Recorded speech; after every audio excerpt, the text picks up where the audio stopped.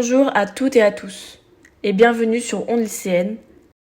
Aujourd'hui, je vous propose de revenir sur quelques définitions: crimes de guerre, crimes contre l'humanité et génocide. Quand on suit l'actualité internationale, ces mots reviennent sans cesse. On les entend dans les journaux télévisés, sur les réseaux sociaux, parfois sans toujours savoir précisément ce qu'ils recouvrent. Pourtant, ces termes ont un sens juridique très précis. Les comprendre permet de mieux décrypter les conflits contemporains. Pour commencer, il faut rappeler une chose importante: même la guerre est censée obéir à des règles. Le droit international humanitaire, notamment les conventions de Genève, vise à limiter la violence et à protéger les civils, les blessés et les prisonniers de guerre.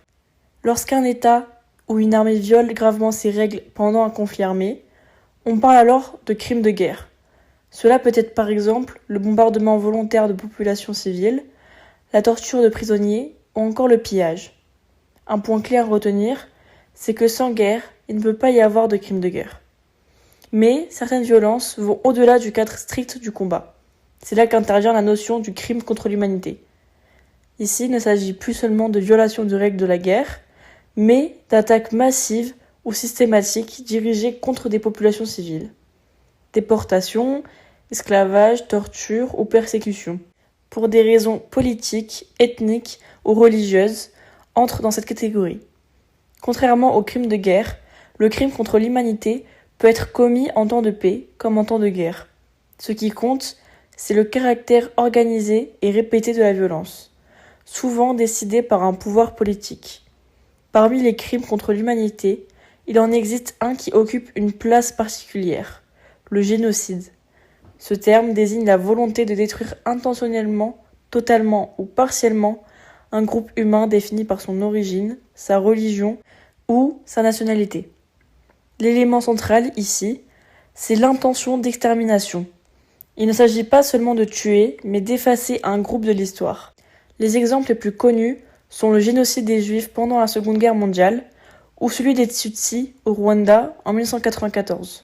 Tous les génocides sont des crimes contre l'humanité. Mais tous les crimes contre l'humanité ne sont pas des génocides. À côté de ces catégories juridiques, on entend aussi souvent parler de crimes de masse. Ce terme est surtout utilisé par les historiens, les politologues et les journalistes. Il ne correspond pas à une définition juridique précise, mais sert à désigner des violences de grande ampleur commises contre des populations civiles. Les génocides et les crimes contre l'humanité sont donc des crimes de masse. Mais l'inverse n'est pas toujours vrai. Cette notion est utile pour analyser et comparer les violences, mais elle ne suffit pas pour juger des responsables devant un tribunal international.